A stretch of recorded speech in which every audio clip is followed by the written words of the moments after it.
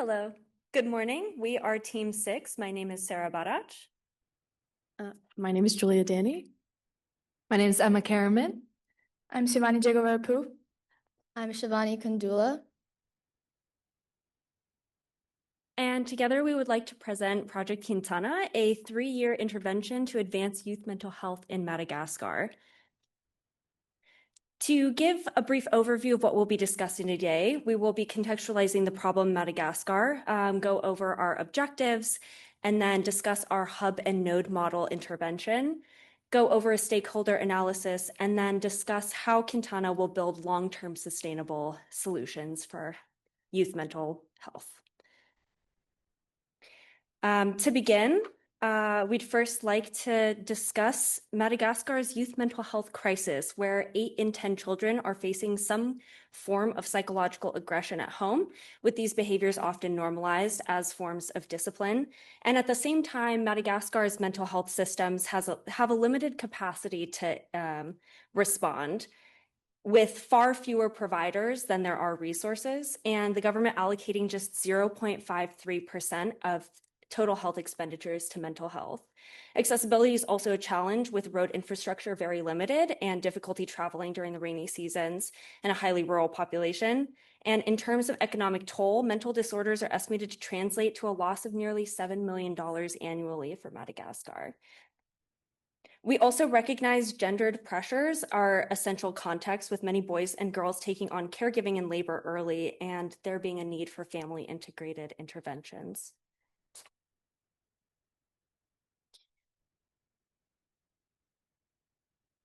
Excuse me. For our project, we propose a 2-part intervention plan.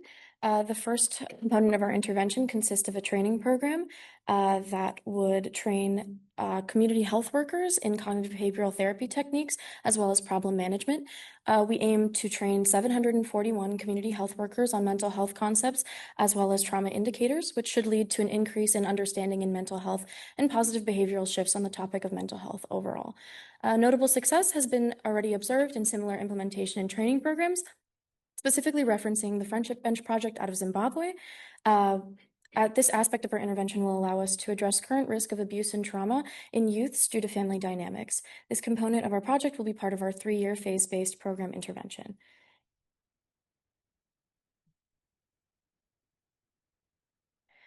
For the second component of our intervention, we propose the implementation of Project Quintana, focused on the development of base clinics as well as mobile clinics that will employ the community health workers who have undergone the training program mentioned in the first component of our intervention. This will allow us to provide equitable mental health care in urban, peri-urban, and rural communities across Madagascar. We aim to employ 340 community health workers in both our base clinics, respectively, with 10 to 14 of these community health workers being dispatched to our mobile clinics. Notable success has been observed in the utilization of community health workers in clinic settings, while success has also been seen in the utilization of mobile clinics as well.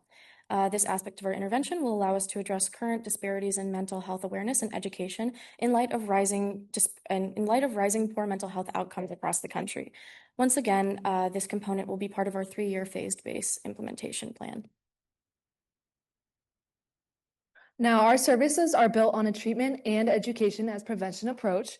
Based on successes in other sub-Saharan mental health interventions, we will employ adapted cognitive behavioral therapy, also known as CBT, and problem management plus, also known as PM plus, to break the intergenerational cycle of child maltreatment and its associated emotional effects in Madagascar. Our adapted CBT services will be delivered by our CHWs, who will travel in our mobile clinics to our target regions. In these regions, they will facilitate group psychotherapy sessions for youth in partnering schools and community organizations.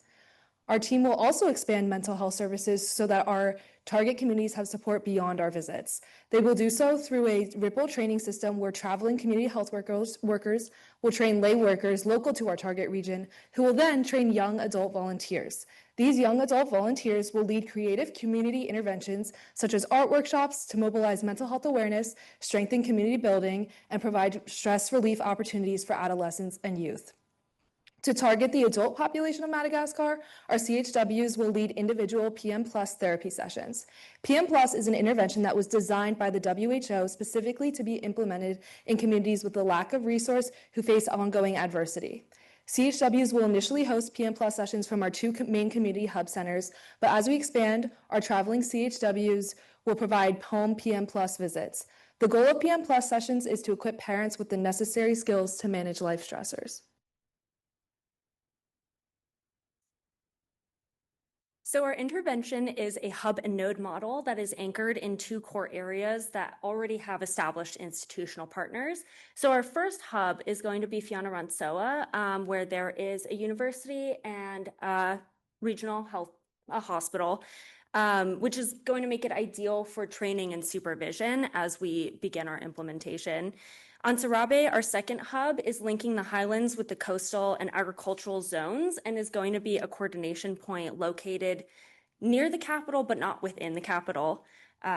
We've also chosen hubs that are representing economically and ethnically diverse youth environments and different accessibility challenges. Some examples are Mananjari, where cyclones and climate anxiety are an issue, Ihosi and Ambalavao, where there are trade route communities, and then varying rural isolation as well.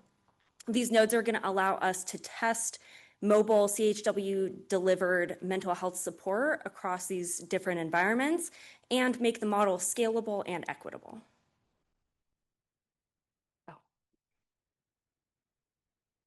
In addition, our program Quintana, meaning star in Malagasy, is built around a community-centered model with the core bridging formal health system. The core will be bridging formal health systems with community networks, but the core of our stakeholders is the youth participants and core users of the program. Primary beneficiaries will be at-risk youth, those facing emotional or psychological violence, and they will also be co-designing activities and facilitating advisory boards. Direct stakeholders will embed Quintana within existing systems, ensuring the sustainability, and indirect stakeholders will be the ones responsible for providing technical support, policy alignment, and resources to scale youth mental health services nationwide and keep it going after implementation as well. This is our 3-year project rollout alongside the $7 million budget allocation. We have divided our timeline into 3 phases. The initial phase, which is the building phase, is from 0 to 9 months. We will be focusing on the central hub renovation during that time, and also alongside we'll be training hospital workers and deploying hospital workers into mental health in order to integrate mental health into primary health care. By month 9, we plan to go into our implementation phase, in which the hospital workers will begin training community health workers, and we will also start deploying our mobile clinics at the implementation phase. By month 14 and also the beginning of the sustained phase, we plan to phase out all hospital workers and focus mainly on the train-the-trainee structure, in which all experienced community health workers will train the new community health workers. We will also be increasing the number of mobile clinics and broaden our services to at-home PM+. We will also, at a certain point in the sustained phase, we'll be focusing on integrating into the government and also other partners as well. 53.5% of the budget has mainly been allocated to training and deployment, as it is our main focus of our intervention. Mobile clinics take up 16.5% of our budget, and Central Hub taking up 20% of our budget for renovations and maintenance. We also have a contingency fund for unplanned circumstances. We have critically examined our intervention, and displayed on the screen is a SWOT analysis detailing how we identified and characterized these aspects of our intervention. Starting with our strengths, Quintana's community-based design, especially the use of mobile clinics, significantly enhances accessibility for rural Malagasy youth. Our emphasis on early intervention and sustainability, supported by the training of community health workers, helps create lasting community-driven impact. It also aims to end the cycle of psychological trauma as seen in Madagascar. However, our weaknesses include a limited professional mental health workforce, funding constraints, and persistent stigma surrounding mental health. We also recognize that the quality of our intervention is heavily dependent on the effectiveness of the community health worker training and how many community health workers that we have. To combat the weaknesses of the interventions, there are some opportunities. There are growing global attention on mental health equity, which opens the door to international partnerships and funding. Additionally, there have been ongoing trials of integrating artificial intelligence and machine learning and telehealth in other African countries, which is something our project can look into in the future. Our main threat are factors that can't be controlled by us, including climate and political instability in Madagascar, and we also may face challenges with cultural resistance, including pre-existing mental health stigmas, which could be a barrier to our program. Here is the logistical model that outlines how our intervention progresses from resources to long-term impact. Starting on the left with our inputs, these are foundational resources that make the program possible. These inputs allow us to build the program's infrastructure and prepare our team to deliver services. Our outputs represent what we directly produce using those resources. For Quintana, that includes training community health workers and facilitating our CBT and PM Plus sessions, running mobile mental health outreach, and hosting these workshops. These are tangible activities that reach youth and family in the communities. Next are our outcomes, which reflect the meaningful challenges that result from those activities. We are aiming for improved youth coping skills, reduction in mental health symptoms, and increase in mental health awareness, which is a measurable decrease in stigma. These outcomes show whether our intervention is truly affecting the population that we're trying to serve. Finally, the ultimate goal of our model is long-term to enhance youth and family mental health through sustainable community-based care. We want a system that can support mental health well-being even after our initial projects, powered by training, local workers, and community partnerships.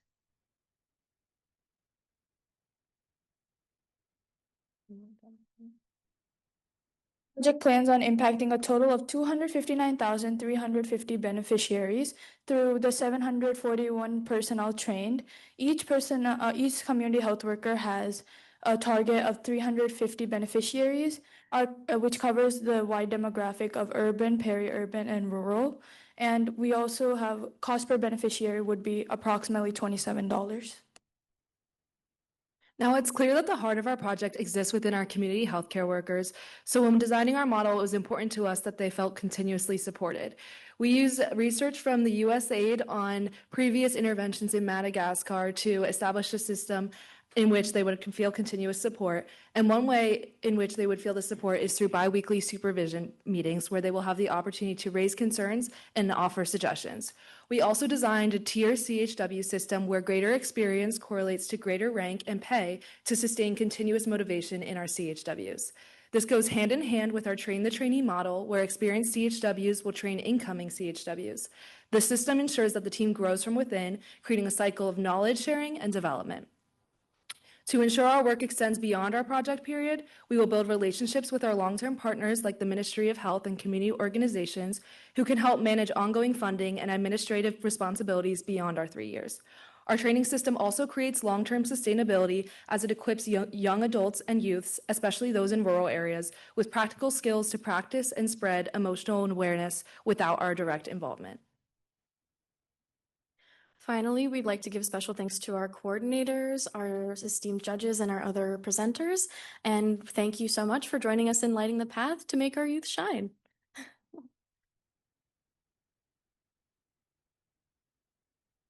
Okay, we have 10 minutes for questions. Are going to be ready. Okay. Okay, I have one sort of just clarifying question and then another question. I just wanted to check the 741 healthcare workers. Are those new healthcare workers or are those existing healthcare workers that your funding is funding the training for? The 741 community health workers will be members from our community that will be trained by existing hospital workers. So they're not existing healthcare workers. They're actually members of the community at large that will allow us to maintain cultural context while also giving back to the community in terms of mental health awareness. So hopefully we're able to bridge some of those gaps without, we have such a severe lack of healthcare workers within Madagascar as a country. So we felt it best to engage our community in that training. So yes, the 741 would actually just be community members that we're giving the tools and resources and education on to help sort of mentor further education. Okay, thank you. Yeah, that helps to clarify. Sorry, I should have also started by saying thank you very much for your presentation, and I love your star pen. Thank you. And then my other question, which is can you just tell me more about this? You did mention in your SWOT analysis concerns around cultural resistance and stigma of mental health issues. And I was just wondering what your thoughts were around how you might recruit or sort of generate the demand for these services among young people who might need them so that they would be interested and comfortable to like seek out these services. Largely with our art workshops, that would be a way to engage youth in something that they might not necessarily see as a mental health intervention, but something as a form of expression and kind of framing from the start a spiritual, like a treatment for emotional wellness rather than mental health. I have on the appendix slide some examples of these creative community interventions that were successful in various pilot studies in Madagascar. So using painting, collaging, drawing, and writing was successful in a study in South Africa that targeted pregnant women who had to experience violence. And there was a testimonial statement here about how it just helped the patient, the participant to just get better in touch with herself. And so just first marketing it as expression rather than a treatment and mental health, just to break that stigma first. Anyone have anything to add? Yeah, and I think that the peer mentorship structure too kind of lends itself. So the co-ownership, but also for in the future, having a sustainable open space. So even after eventually maybe community health workers are gone, that groundwork has been laid for that mental health, those conversations about anxiety and depression to be discussed further too. So. Importantly, we want to mention that we will be focusing in our training of teaching basics in mental health. Also, we're going in with the assumption that not everybody has equal understanding of mental health concepts. So that will also be really honed in on within our training and within our context for our youth advisory as well.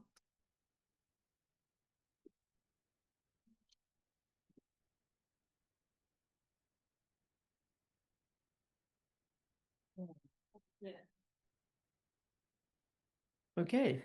Well, first of all, great presentation.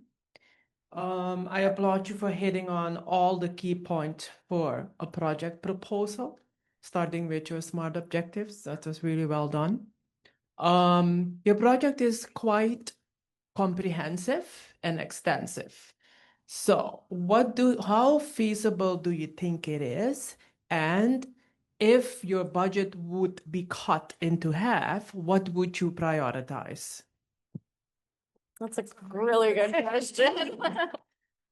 In terms of feasibility, it's definitely possible in terms of we made sure that the focus is on training and deployment, which is the major focus of our intervention, and that the CHWs receive as much support through their supervisors, such as the trained health workers and clinical psychologists, which we will also be employing throughout this project.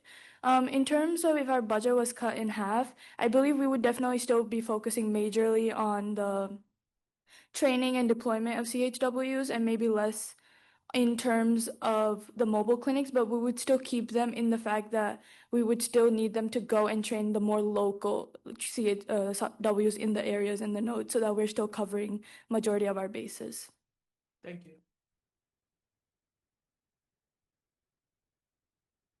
This might build on that last question a little bit, which is that I like that hub and spoke idea. And I'm also interested in this idea of the buildings and the renovation of the buildings, just thinking about feasibility and complications of that. So I was wondering if you could talk about the decision to have that as part of your project, that like physical building and the pros and cons of that. And the idea of that like not being at an existing building, but like really coming up with your own and whether it's better to be separate or not integrated into existing. If that makes sense. Yes. So in terms of the central hub, we had originally did think of building a new hub in terms of for long-term sustainability.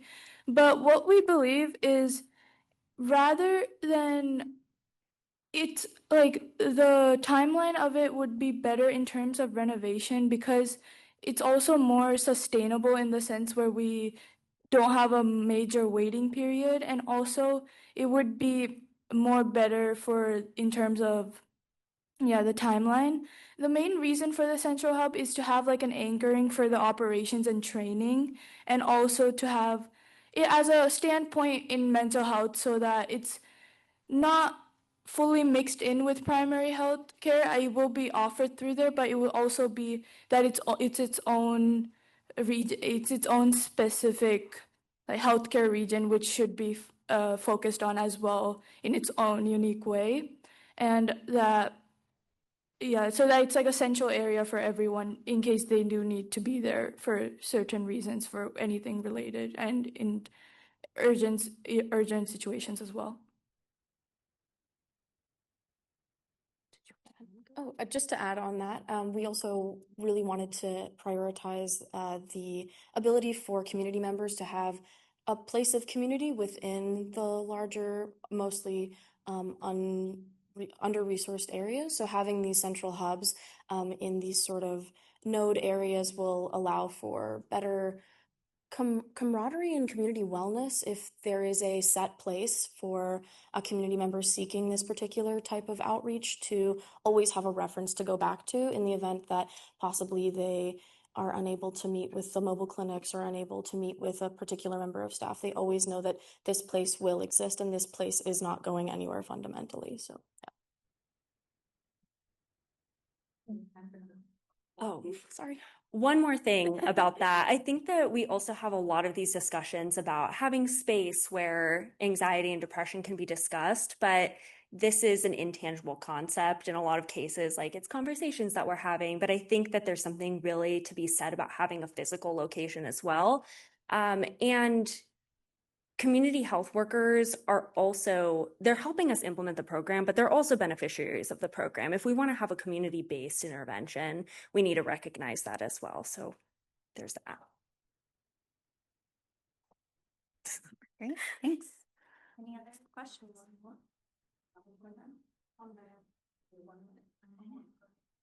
I just add a comment on that, just thinking about stigma. I wonder if there might be some needs assessment work or some formative work that you might want to do early on to look at the acceptability of a standalone mental health focused center, which has the benefits that you've described, but possibly depending on where stigma sort of is in the community could be a potentially a barrier as opposed to accessing within like integrated, the other idea that you raised, integrating within primary.